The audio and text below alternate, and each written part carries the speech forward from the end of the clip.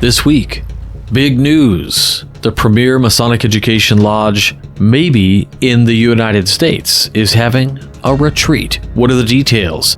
What's going to happen? When will it be? All of that will be revealed. We'll follow that up with a reading of the next 3 parts of Christine Wilson Slack's series on Theurgy and Freemasonry. You're not going to want to miss it.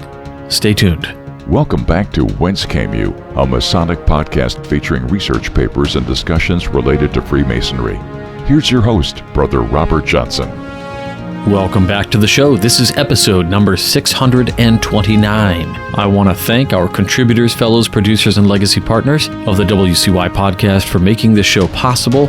If you're curious on how you can help support the WCY Podcast, listener-supported Masonic education, head on over to WCYpodcast.com, click on Support the Show, and check out your various options. I do want to mention we're in the midst of getting quote on a brand new pin design, and if you're out there waiting for a pin, this is why. You have not received it yet.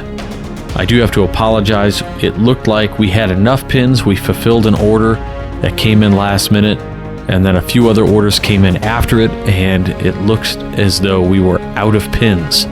I don't know what happened with our inventory control. Usually we order and have enough pins on hand, and we didn't, so I was looking and scrounging around in travel bags trying to find pins and things, and if I find them, I will send them out as soon as possible. But if not, please contact me if you would like a refund, or if you'd like me to just send the brand new pin when we get that. Whatever you'd like, I will take care of it for you. And my thanks in advance for your understanding and your patience. In the news, lots of great stuff happening. I'm not going to touch the Northern Masonic Jurisdiction bit that just came out in your email. If you're a member of the Northern Masonic Jurisdiction, you likely got it. As far as presentations go, March 16th, 2024, I will be doing a talk, I believe, at a chapter and council joint meeting in the Chicagoland area. I'll have more details posted to the website or on our Facebook feed. April 2nd, I'll be doing Esoterics 101, and that will be up in Middleton, Wisconsin at Middleton Ionic Lodge, number 180. It should be a lot of fun. We'll talk about schools of wisdom, hidden symbolism, hints at an ultimate revelation, and Freemasonry's place in and on the field. April 6th, I will be at London's Day of Masonry. I'm a guest lecturer there. That will be at London Masonic Center up in London, Ontario, Canada. Then April 13th, I'll be doing the Tetragrammaton, the lost word for Richmond Randolph Lodge, number 19, in Richmond, Virginia. I also need to mention March 23rd. Well, what's happening on March 23rd? The Illinois Lodge of Research kicks off its first symposium of a tri-annual symposium series. 3 of these symposiums over the year and in various areas of the state to ensure that Masonic brethren all over the state have an opportunity to see some presentations.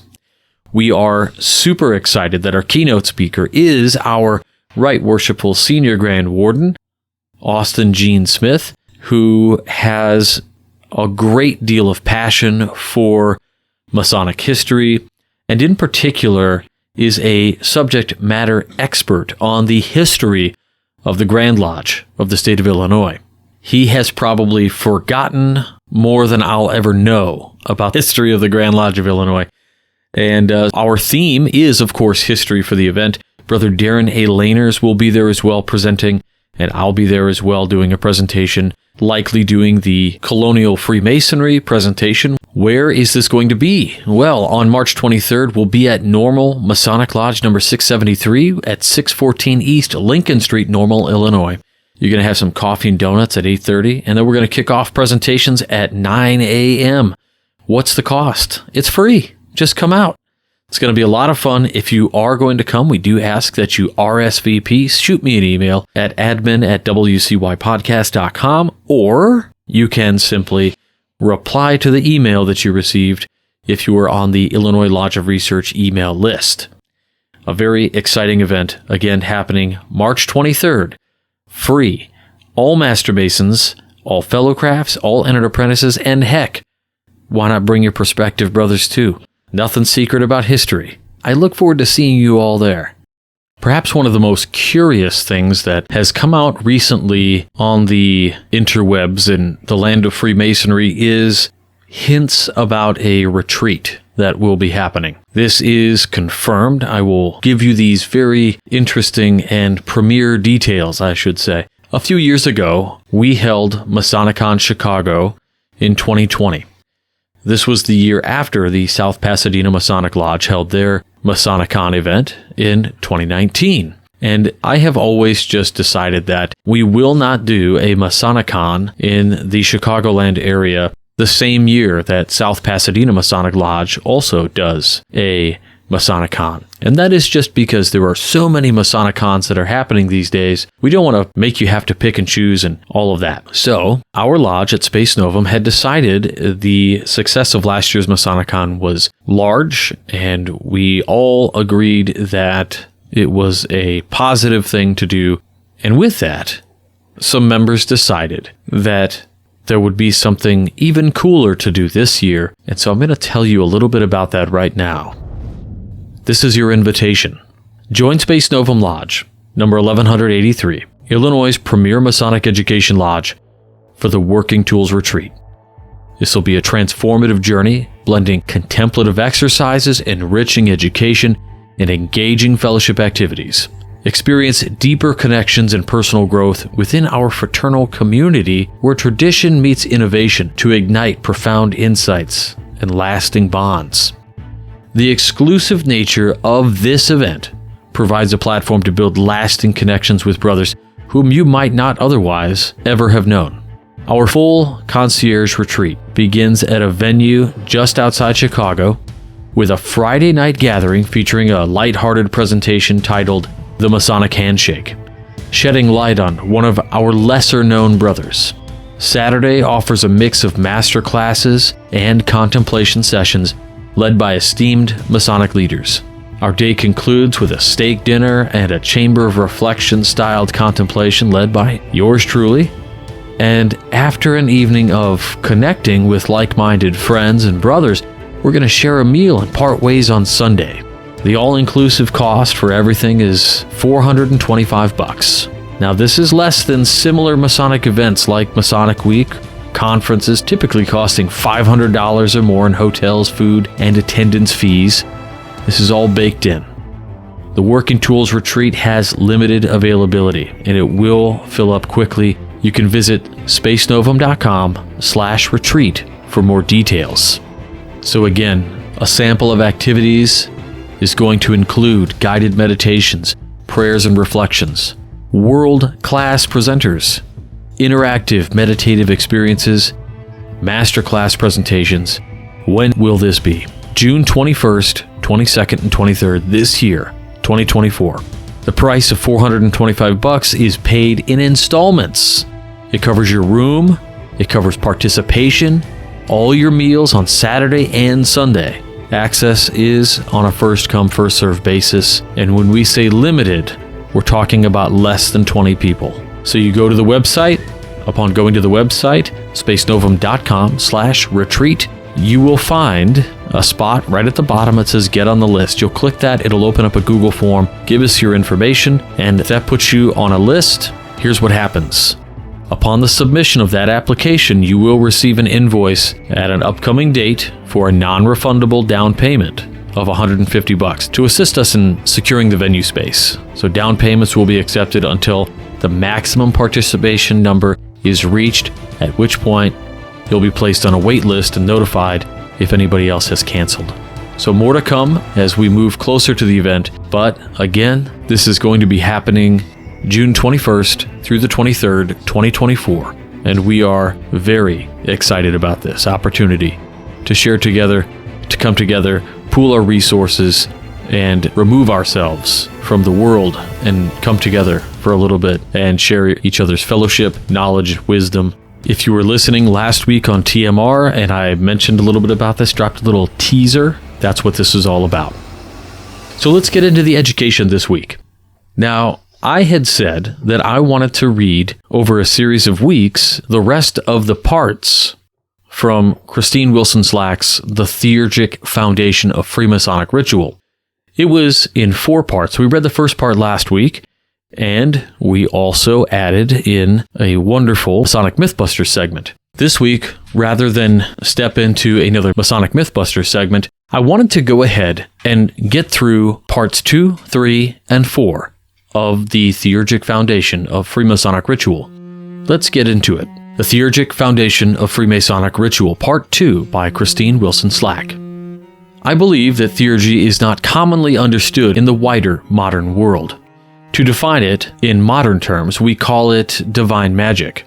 Jeffrey Cooperman, author Living Theurgy, a course in Iamblichus's philosophy, theology, and theurgy, calls it God-working. While theurgic practices and practitioners had been in place for thousands of years previous, it wasn't until the 4th century CE, writing of the Chaldean oracles, that we have written evidence of theurgy. Quote, "For the theurgoi do not fall under the fate-governed hand." End quote. From this 2,000-year-old fragment of writing, we understand that those who practiced theurgy were considered in charge of their own destinies. Through this societal and cultural shifts over the course of thousands of years, the knowledge and use of the term magic has become personal, individual, disassociated with religion and holiness. There are many reasons for this alteration. However, as members of a modern mystery school that developed from Neoplatonic philosophies, Freemasons must consider and remember the original source of this power.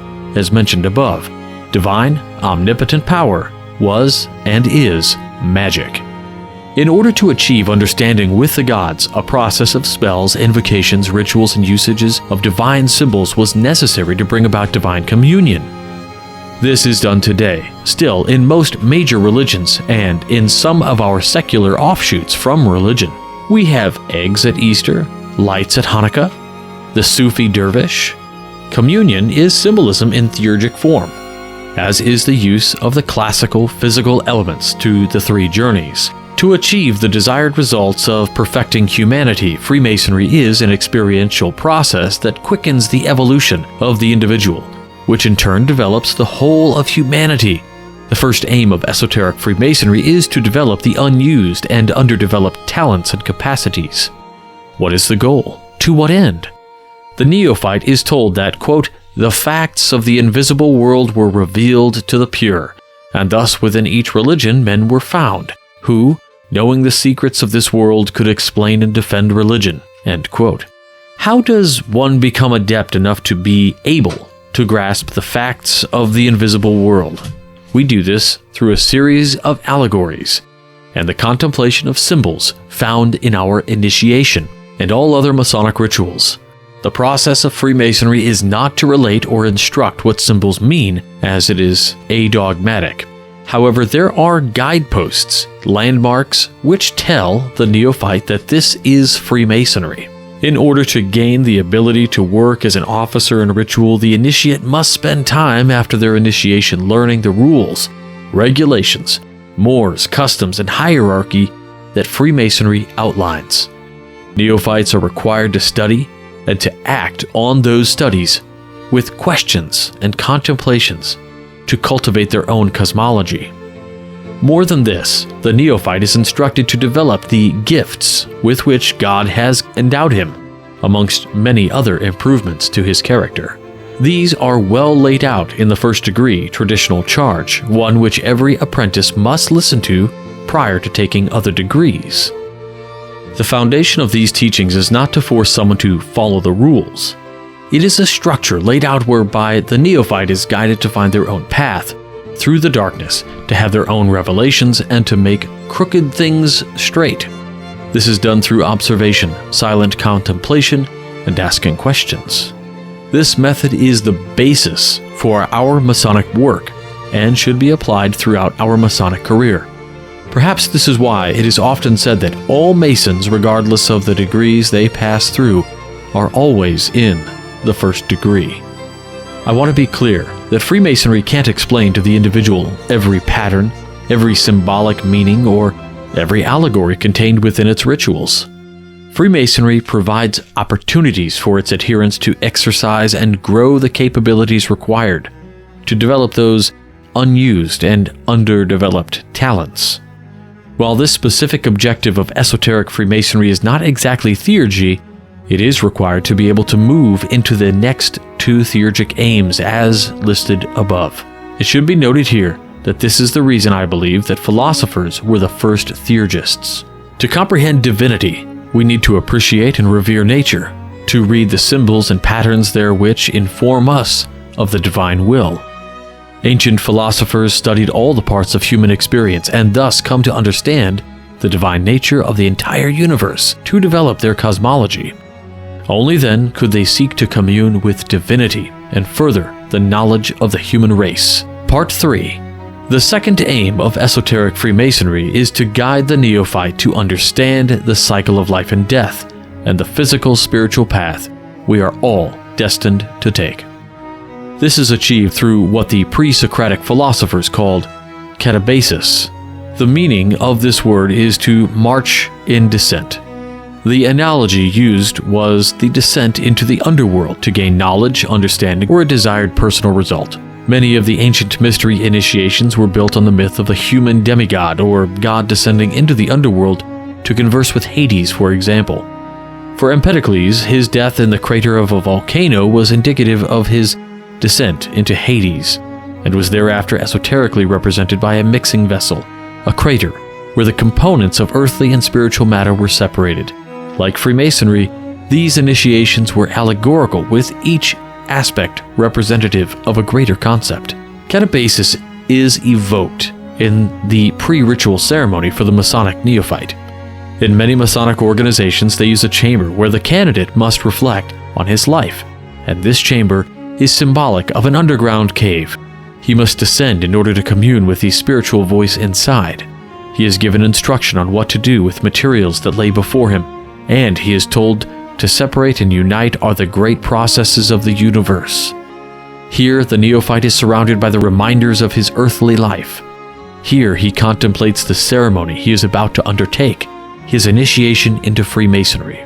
Figuratively, he descended into matter to achieve something beyond himself, to create something that is part of a whole, what that is of his own mind and making. This descent into the bowels of the earth is found not just in the Orphic and Pythagorean mystery initiations, but also in the Eleusinian and Dionysian mysteries. In each of these, the human god must descend to find life once more. We can conceive of these like the hero's journey, as outlined by Joseph Campbell. However, it's not the singular journey of the earthly man's heroics, but the heroism of becoming incarnate in order to further the evolution of humanity. The idea is not to reside forever in the earth or on it, but to move through the necessary stages to the next level. The neophyte continues his catabasis when he is asked to prepare himself for induction. This is reminiscent of the pools of Lethe and Mnemosyne, forgetfulness and memory respectively. To drink from the pool of Lethe, forgetfulness is to forget past lives, lessons learned, and our divine nature. In the Orphic and Pythagorean mysteries, the neophytes were directed to drink from the cup of Mnemosyne, or memory, so that they may be able to get off the wheel of reincarnation into matter and commune with the gods. This direction to drink in these ancient ceremonies comes after the neophyte declares that I am a child of the earth and starry heaven, but the heaven is my birth. This is answered with the following dialogue, quote, when you have drunk, traverse the holy path with which other initiates and bacchants tread in glory. After that you will rule amongst the other heroes. End quote. Here in Freemasonry, our neophyte is given this similar challenge to fall, not in the struggle, but to conquer. The would-be Freemason must continue this catabasis until he reaches the point where he has given up his physical, emotional, mental, and spiritual substance and become his pure self. This process is enacted by the entirety of the officers of a lodge for all initiations, and the divine magic, theurgy, is guiding the candidate. In this instance, the officers are the theurgoi, those that perform the divine magic in the vehicle of the entire ritual. Why can't one simply exercise catabasis on their own? We, in fact, do experience it on our own if we see that we enter this earthly life alone. We remove ourselves from the entirety of consciousness, a veritable pool of thought to become singular and individual. This is the human experience after all. However, in order to remember our ancestors' words, our heavenly birth, we need to remember what it is like to work together with all consciousness. We require others who have traveled the path, remember, and are trained in the ways of communing with divinity via theurgy, to help us along the way. While we may be a world of individuals, we are not seeking to stay here. We're seeking to achieve kenosis, which we will discuss in Part 4. Part 4. The third aim of esoteric Freemasonry, as outlined in our first 3 posts, is that of kenosis, or the unity of the human with the divine. To understand kenosis, we need to briefly look at the Neoplatonic cosmology. The spiritual universe, according to Plotinus, results from a series of emanations from the source, or divinity, to hen, the divine, the deity without quality; nous, mind and universal consciousness; psyche, the soul of the individual and of the world; physis, or physis, nature and matter. In this Neoplatonic Greek cosmology, there was no descent into an underworld as there was no underworld. For them, katabasis was the descent of the soul into a physical body upon incarnation. Hades was allegorized and viewed as the world that we and all beings inhabit. Therefore, there was no need to descend to understand divine consciousness. The only way to go was to ascend, anabasis. Consequently, in order to achieve unity with the divine, the human needed to raise himself through the emanations of the divine. Anabasis and theurgy was the means by which this anabasis was and is achieved. The use of theurgy in the practice of spells, incantations, invocations, and ritual movements was developed primarily by Porphyry, Iamblichus, and Proclus.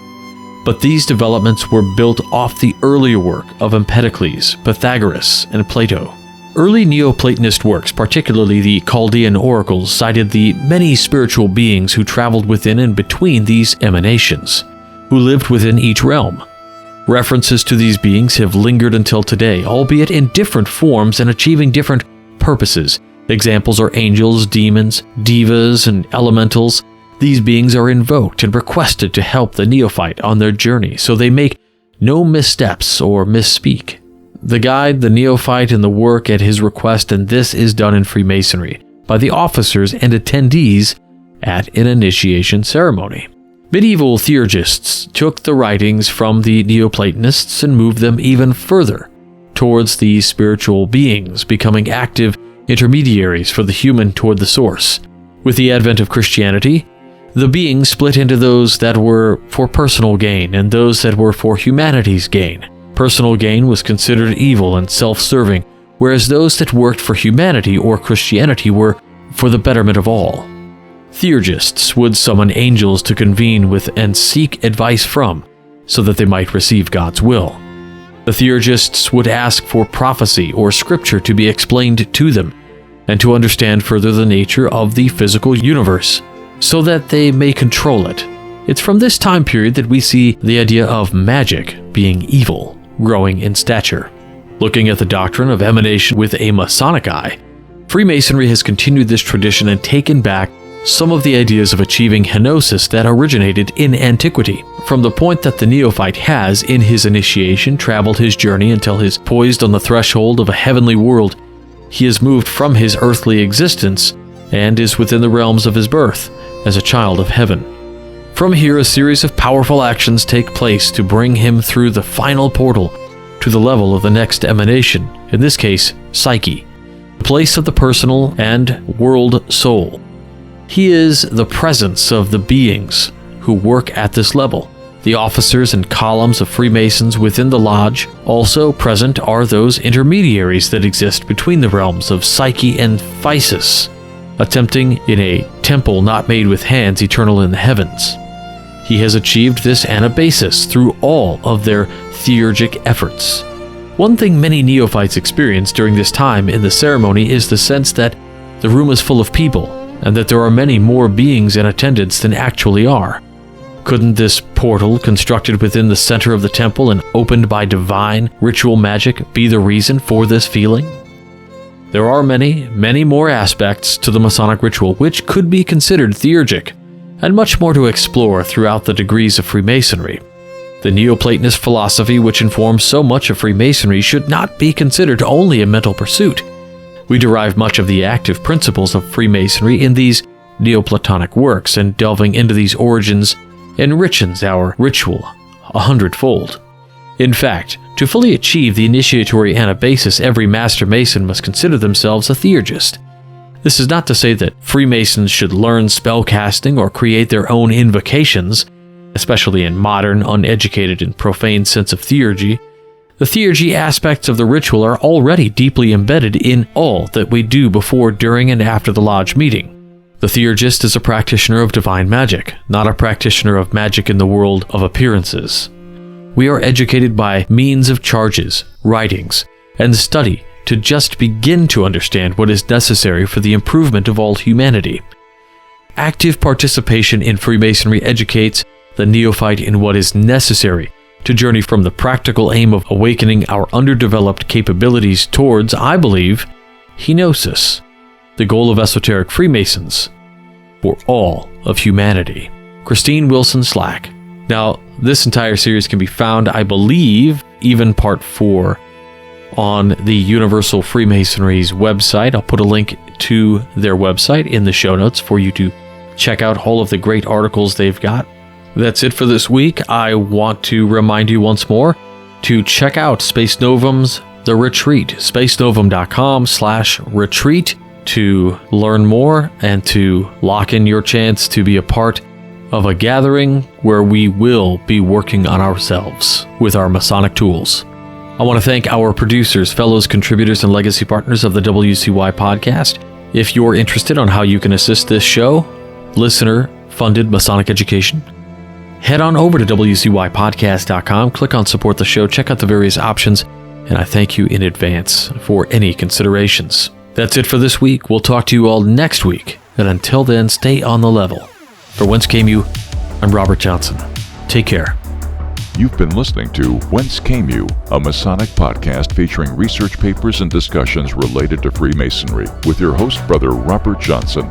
Be sure to join us for our next edition.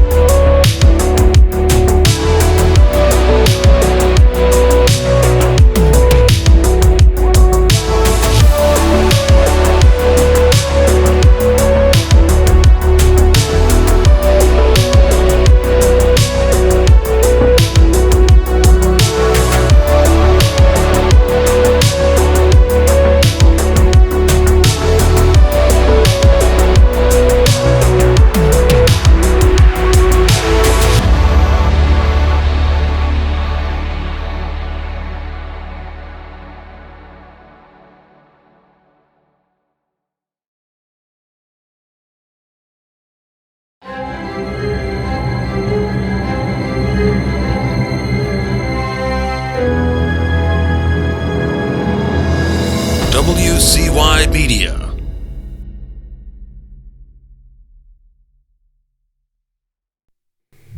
This is